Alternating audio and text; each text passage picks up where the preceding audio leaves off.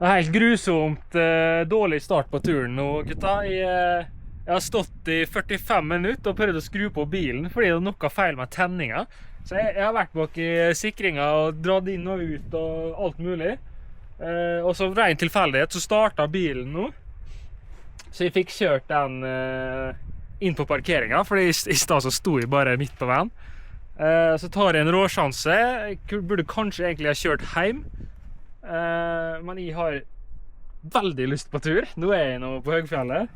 Så jeg bare satser på at bilen starter når jeg kommer hit i kveld. Hvis ikke så blir det å ringe NAF. Det går akkurat an å ringe her i står, og det er ikke nett, men det går an å ringe. Så det er bra. Og imens jeg holdt på å skrudde bak i bilen, så røyk fiskebilen mine. Den var delt i to. Og du skulle sett hvor forbarnet jeg var. Så det blir ikke fiskebil på den turen her. Det er jo et lite handicap. Jeg må hive deg i bilen. Men bare kom seg av gårde. Da vet du, har vi gått en liten time inn. Gjort unna en del høgdemeter. Bikka 1400 der typ. Vi er på samme plass som vi var for 1,5–2 uker siden. Der vi fisket i en hel dag. Det eneste vi så var ett hugg, og det var første kastet. Da var det nesten i land en fisk på nærmere 2 kilo. Og det tror jeg er den ene fisken som bor i det lille vattnet her. Så jeg håper på at 2 uker er nok til at han har roet seg ned og tør å bite på en ny krok. I dag er det solo-mission.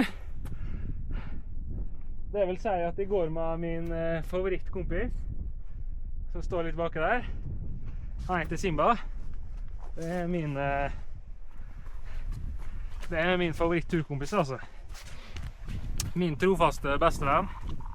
Det er faktisk ikke så mange ganger han har vært oppe her. Så må jeg nesten prøve å gjøre han litt vant til Høgfjellet, han her.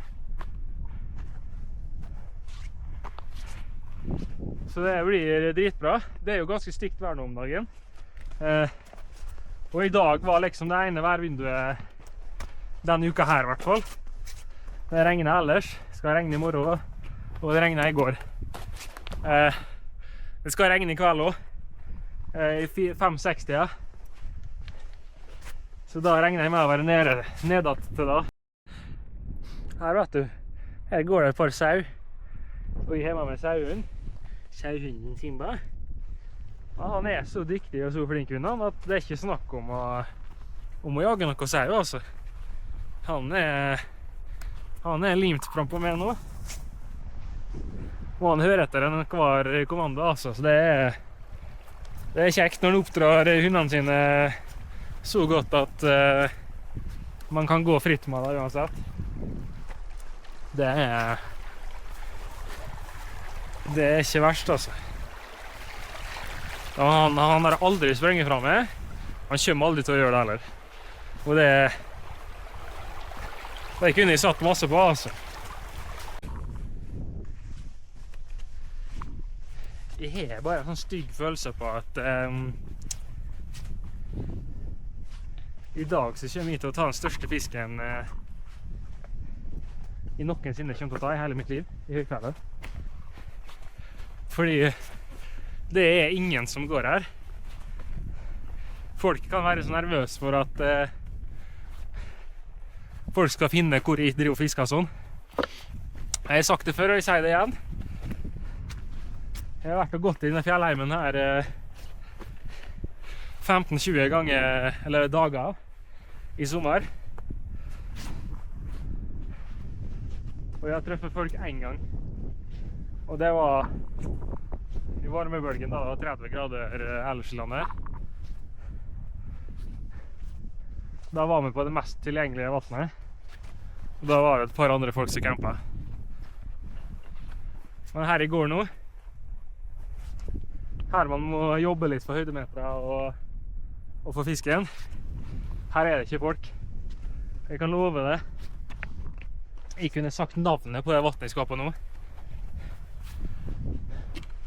Og per 1000 folk som ser den videoen her, så er det kanskje en person som orsker å ta turen opp. Folk er glad i å jeppe, vet du. Glad i å prate om å ta turen, prate om fisken. Og når det kommer til å faktisk gjennomføre det, ta den turen, da er det lettere å bare ta bilen og kjøre det til Mjøsa, altså, eller gå inn i elva og fiske litt, sant? Må for all del gjøre det, den som er glad i det. Nei, ikke komme hit bare. For den som vet, den vet at høyfjellsgullet, kilosgrensa på 1400-1500 høydemeter, må ikke komme hit med noe laks altså. Eller noe rett fra noe innsjø. Det er heller ikke. Men det er jo bare det jeg tenker da. Må være lov å være uenig i det her. Selvfølgelig. Eller hva, Simba? Hæ? Du er flink gutt? Ja. Beste turgutten, klager ikke litt engang. Bare godt humør. Det hadde vært artig å se litt regn da, synes du ikke? Kunne du sprunget etter regn? 15,04 høydemeter. Da går vi over hakket, og så skal vi ned igjen 150-200 høydemeter. Da satt jeg på Highwayman. Kjente at det var litt viben akkurat nå. Det er faktisk ordentlig kjipt å ikke ha solbrille når du går på snøfondet her, altså. Jeg blir blind, liksom. Se her da. Den bærsen der så litt fersk ut, den. Da spørs det om det er reinsdyr i nærheten. Det vet vi jo, det er det jo for så vidt da. Men det så veldig fersk ut, egentlig. Der, gitterne boysa ser med vattnet. Da smeller det snart. Jeg har gjort klar stanga. Nå er det ingen andre her som kan ta og tjuvstarte heller. Nå er det jeg som får det første kastet. Oi, det er så kjekt med snø. Hæ? Å, så kjekt med snø. Ja, så deilig. Å, så godt. Ja, så kjekt. Ja. Oi, oi, oi.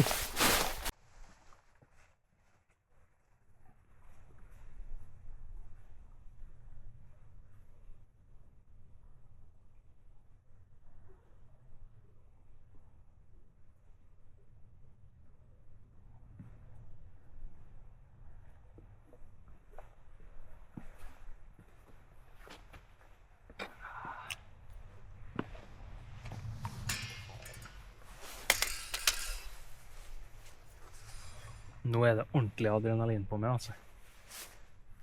Jeg vet at de første 3 kastet, kanskje gjerne det aller første kastet nå, så blir den ene sjansen jeg får på fisket her.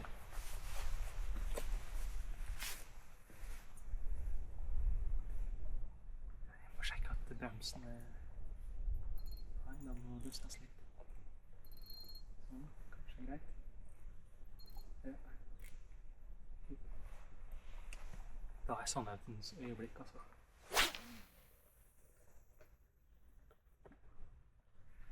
kommer til å la den synke i 3-4 sekunder. Jeg har lyst på litt dypere på den.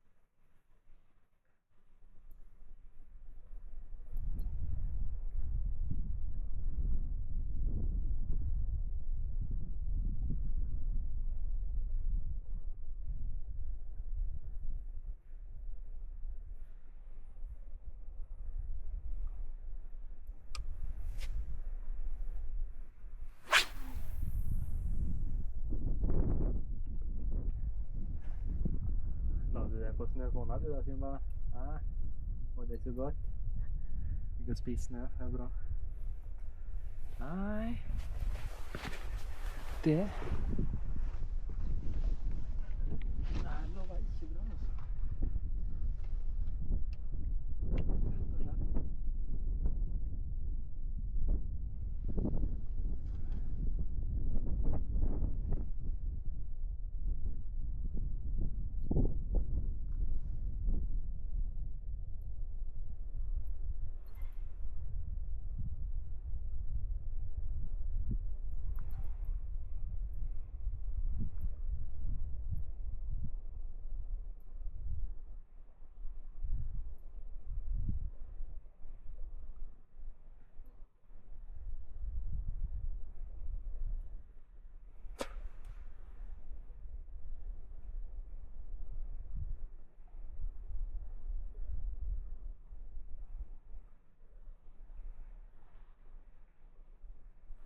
Jeg har vært i bunnen, i hvert fall.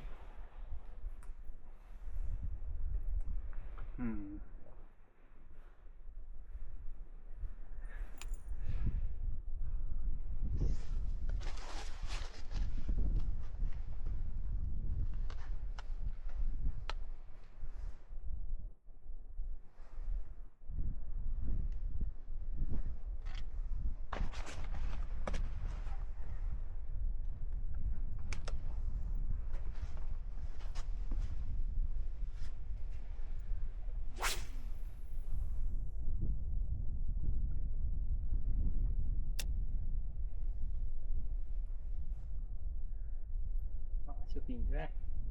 Ja. Han har ikke helt vant seg til at de står og fisker, det synes han er litt rart. Så når de fisker, så bare går han 20 meter bak, og så setter han seg ned, og så ser han på, og så synes han at det er litt rart.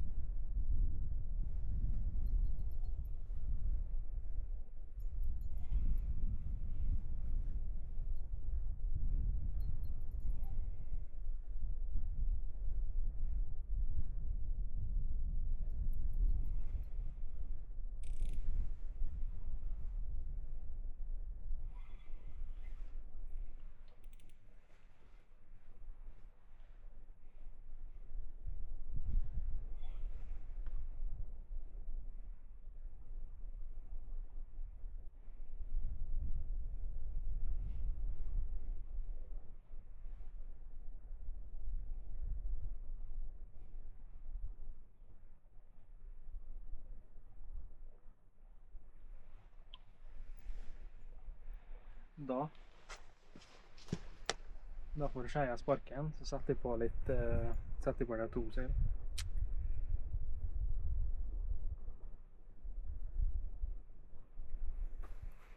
Og så prøver jeg å bevege meg litt bortover.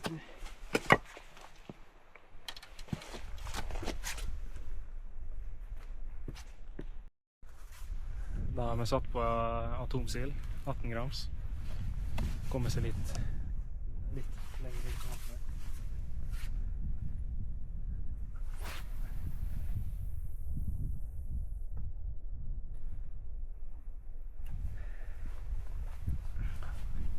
Så en annen fordel at den synker litt fort der, så slipper å vente så lenge på at det kommer ut.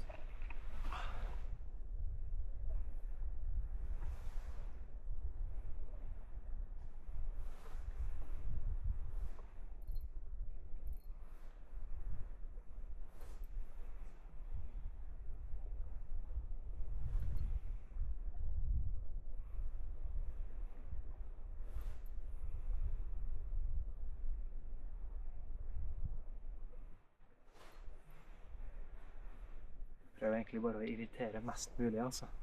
Nappe og stoppe og pilke og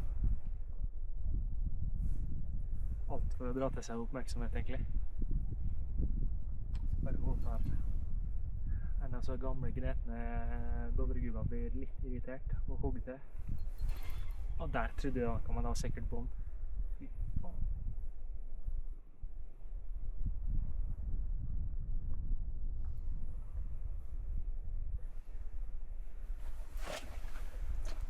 Da har jeg fisket godt nok når jeg hører foran meg, da tror jeg at jeg beveger meg litt.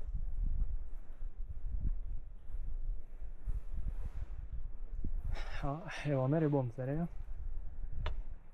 Klart jeg nekter å tro at hvis det var fisk akkurat i den hølet her, så tror jeg at han hadde bete nå.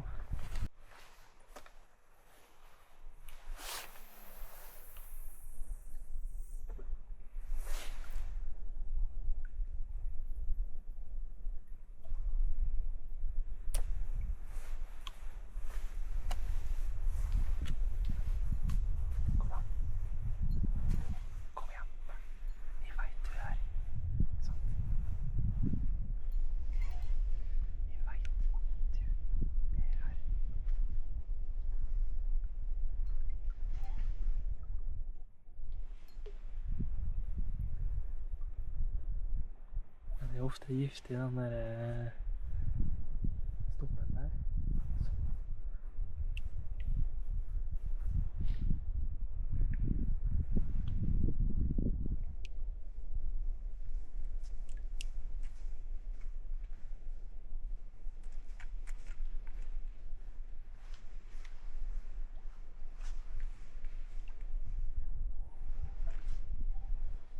Det er kjipt å ikke ha fiskebriller, for da ser jeg nå ikke hvis det er fisk etter. Fordi så brillene gjør jo at man ser ned forbi overflaten. Men uten dem så blir man jo nesten blind.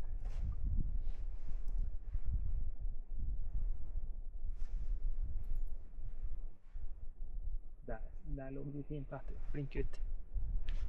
Og slik litt med å roe seg, han Simba. Jeg synes det er litt skummelt når de står og fisker. Jeg synes i hvert fall det er fryktelig rart.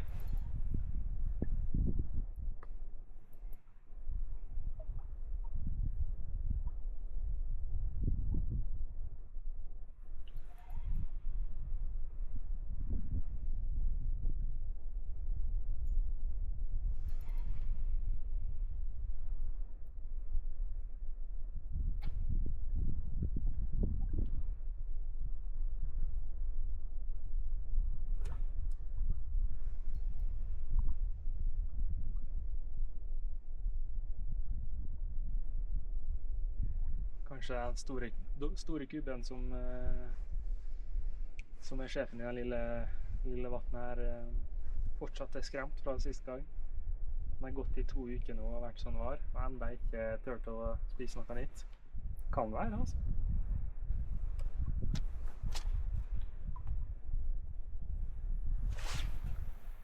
Når det kommer til sånn høyfjellsfiske som det her, fisking over 1400 høydemeter, sånn.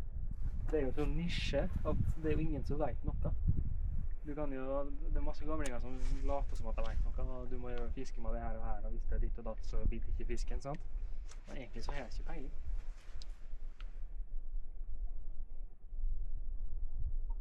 Og jeg har ikke peiling i heller, for det var ikke det jeg gikk frem til.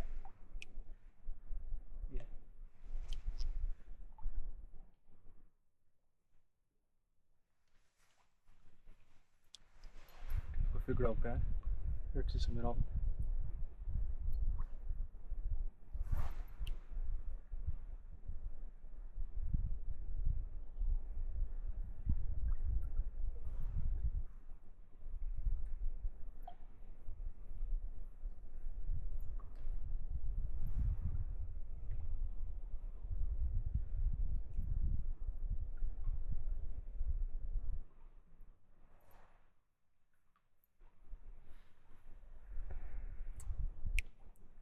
Så ingen på vei opp høyfjellet heller på bilveien. Så hvis du skulle gjette hvor nærmeste menneske var fra meg nå, så tipper jeg at du må ned på E136. 2 mil.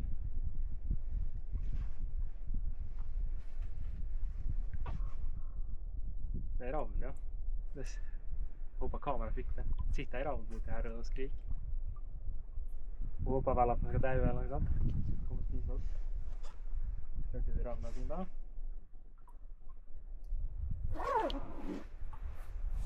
Det var dårlig flaks da, å sette opp kamera og filme, så jeg tror at jeg legger ned kamera.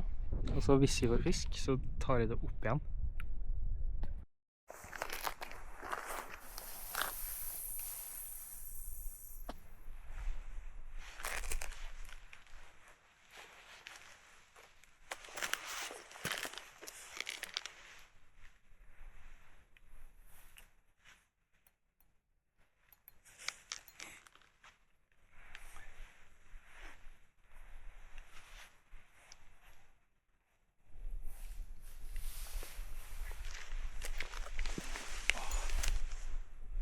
her, tror jeg nå. Så.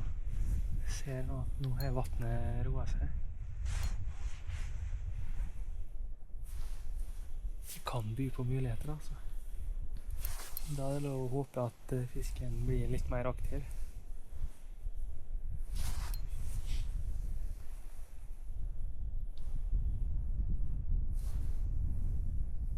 Denne ene fisken som er her.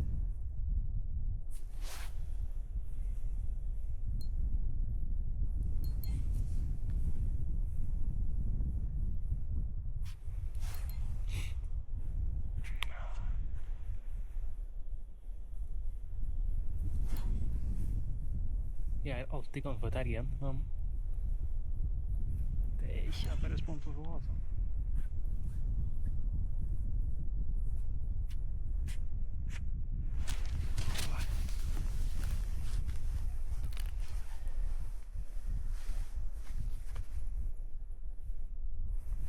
Verdens mest demotiverende ting er så at sluken kommer inn, og det er ingenting etter.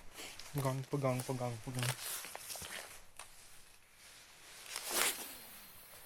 Hadde ikke vært der for 2 uker siden og sett at det var en fisk her på 2 kilo, så hadde jeg nok mistet trua for lenge siden.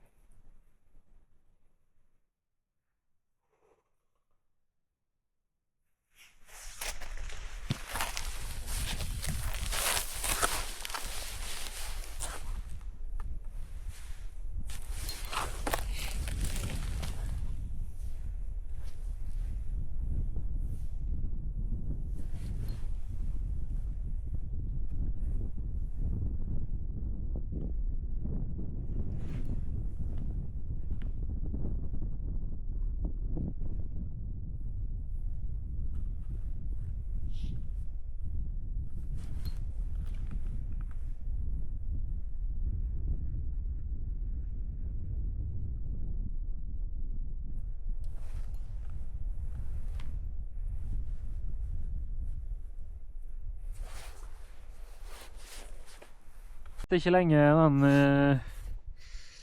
rolige vinden. Jeg får nødvendig bak en stein nå, og så... Ja, det er ikke så galt da, akkurat nå. Det er veldig vekslende, egentlig. Fisket i 3-4 timer nå. Det virker helt dødt, egentlig. Tenkte jeg skulle komme med Premier League prediction, som vi hadde noe å prate om. Ta bare topp 6, altså. Jeg kjenner jeg gidder ikke å ta hele dritten. Ja, hei, greit. Kom du, altså. Ja, så fin du er. 6. plass, der har jeg satt United. Der har jeg jo kjøpt de 2 beste spillerne på 2 lag. Jeg tror at de kan klatre veldig. Og så 5. da kjører jeg Newcastle. Selv om de ikke klarer å tiltrekke seg noen spillere, så har de fortsatt et veldig bra lag. Så håper jeg at Isak kommer til Liverpool. Det ser sånn ut. 4. det blir Chelsea. 3. det blir Serial Butlers, Arsenal. 2. det blir City. Haaland putta 35 mål. Og så vinner Liverpool-serien. Jeg er jo Liverpool-fan da, som dere kanskje skjønner. Årets flopp, Salah. Han tror han ser treg ut nå, altså, på treningskampene. Han ser helt forledd ut, faktisk.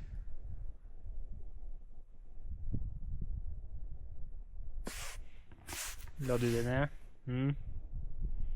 Har du lyst hjem, du, egentlig? Tror du har mest lyst hjem, altså? Ja. Skal gå hjem snart.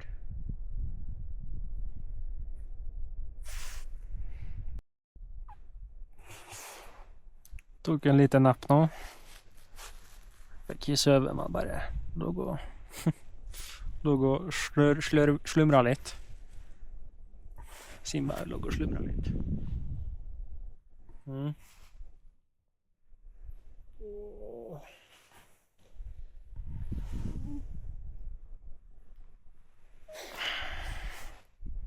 Det bekmørkt, altså.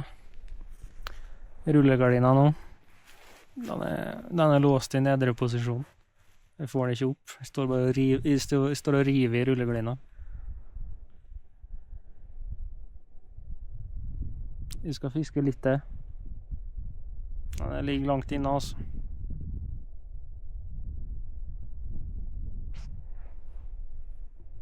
Bra at den Simba da, i hvert fall. Etter 4 timer effektivt fiske, så slenger jeg inn åren her.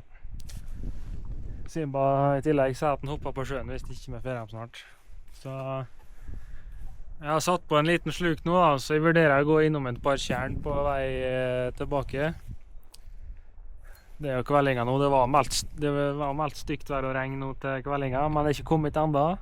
Synes jeg skimter noen mørke skyer baki her, så det er kanskje min tid på å komme med tilbake. Prøvde å fiske på 2 sånne tjern her nå, som ligger ganske nærme hjemme, men jeg har ikke antydning her mer. Nå ble det plutselig iskaldt. Så goodbye.